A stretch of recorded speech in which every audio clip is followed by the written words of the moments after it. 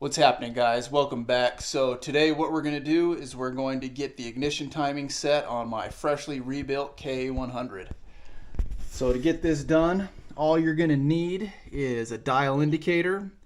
You're going to need this adapter that you can thread into the spark plug hole that'll hold your dial indicator. And then you're going to need a 4mm socket. And that's essentially it. So what you'll do is you'll get your extension, drop this into the spark plug hole,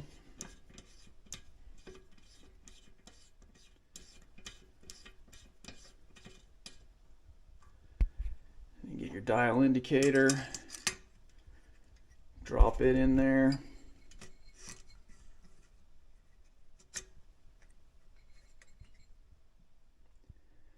just like that. And then we'll find top dead center by spinning the crank and watching the dial indicator. Wait for that to hit its peak.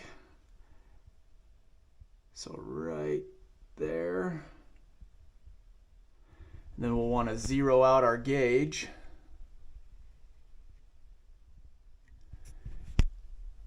And bounce it off there a few times just to make sure you've got it. You can see, so I'm rotating the engine forward, hits the 0 mark, comes back down, go back. So just make sure your gauge is zeroed out correctly. And then we'll get the stator put back on, and there's actually a little scribe mark on here that we're actually going to use to set the timing. So I've checked the SCUSA rule books, and in my opinion they're pretty much the authority. I've also checked the US PKS rulebook, and both of them have the same max timing setting, which is 106 thousandths of an inch or 2.69 millimeters. So we're just going to go ahead and set this thing to max timing, and I'm going to show you how to do that. So let me get the camera set up, and then we'll go ahead and we'll get the stator mounted back on, and we'll get the timing set. Alright guys, so the first thing we're going to need to do is get the stator bolted back to the engine. I've gone ahead and put a little Sharpie mark right over the top of that scribe mark, our ignition alignment mark, just so you could see it better. It was essentially impossible to see it. So that mark's probably a little wider than the scribe mark, but you'll definitely get the idea of what we're trying to do here. So first thing we got to do is get this stator bolted back on. And as soon as you go to put this on, it's going to want to magnetize itself and get stuck to it. So you're going to want to make sure you get that seated nice and down in there. And there is a tool that you can get that slides over the top of this to prevent that. I just haven't been able to find one. So we'll go ahead and get our screws started.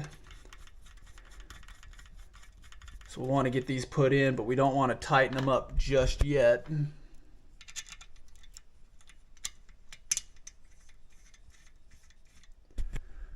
So we'll get those guys in.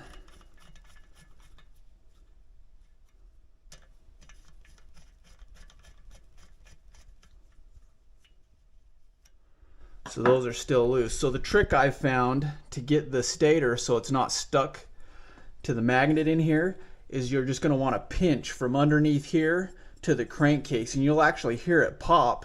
And once you hear it pop, you'll know that it's freed itself up and it's no longer magnetized. Did you hear that? Just a little. Once you hear that, you'll know that you're no longer magnetized. And you know what? I'm going to go ahead and tighten these up. Just hand tight for now.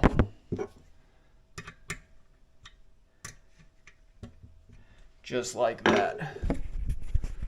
So now it's no longer magnetized and I can spin the crank. So, and my dial indicator is millimeters, so we're going to do this off millimeters, and we're just going to go ahead and set this thing to max ignition timing.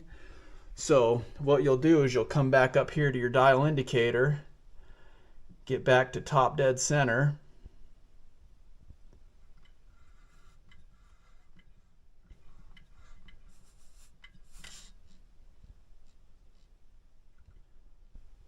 right there. And then what I'm going to do is rotate the crank clockwise, so reverse direction of operation, and I'm going to go 2.69 millimeters. So there's 1, 2, and that right there would be 2.69. I would recommend backing it off just a titch, just so that when you go through tech, you know for a fact that you're going to be within the rule book. So this is essentially 2.65 millimeters right there. Then you're going to want to come back down here, and you can see I've gone ahead and put a little Sharpie mark on there so you can see it. So we're going to want to get that Sharpie mark aligned with this line on the stator. So to do that, what we'll do is just loosen up our screws a little bit.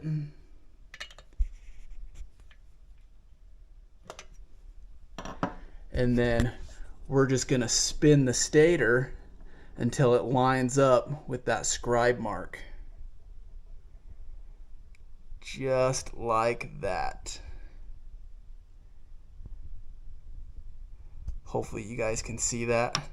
So I've got the scribe mark lined up with this line on the stator. And then go ahead and tighten them up. Tighten up the 2 bolts.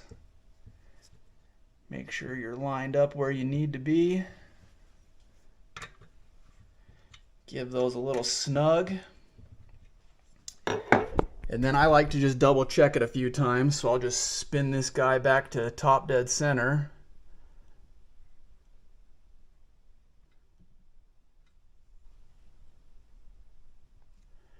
And then we'll go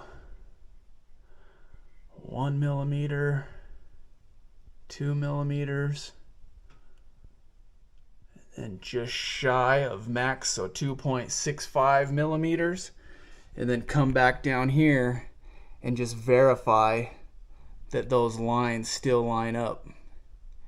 And you know, mine looks like it might be just a titch too advanced, so I'm going to adjust that. And that might be just that big Sharpie marker throwing me off.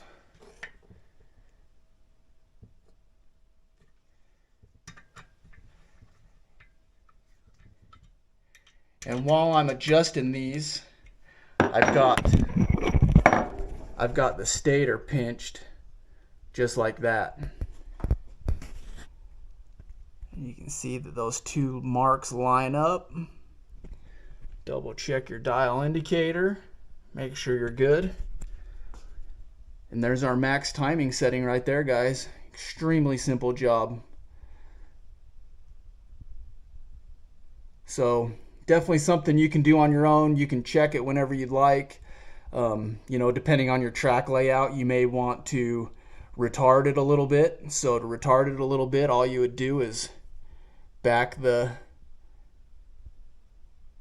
scribe mark off a little bit. Move your stator so it lines up with it. So you can see that that line's a little bit retarded, so you'd need to spin your stator to get it lined up, and then you could tighten it back down and you'd have a little less ignition timing. But this one right now, as we're looking at it, is set to max timing. Oh, moved it. And definitely double check it a few times to make sure you've got it where you want it set, and tighten it down, and you're good to go. Alright guys, so that's all it takes to get your ignition timing set. Definitely something that you could play with while you're out at the track, you know, in between sessions. If it's something you wanted to do, you know, try a couple different settings, find what works best for your track. Just make sure you don't go past your max settings, so you're definitely within the rule book. And you know, USPKS actually had a minimum setting as well of, I think it was, God, I'd have to go back and double check, but SCUSA doesn't have a minimum, and I just basically base all my stuff off the SCUSA rule book. But pretty simple job, guys. And you know, IAME does have this little tool, and it sits right here. You know, I guess it kind of gives you a little visual of your timing. I found no value in it, so I never use it. And you know, if you were watching the K100 rebuild videos, I actually found my trifold flow grease, of course, as soon as I was done with everything. But this is the grease that I've been using these days. It's real good stuff. But there's your ignition timing. Extremely simple job, guys. So, as always, I definitely want to thank you guys for tuning in. Plan your race, race your plan, have a good time at the track.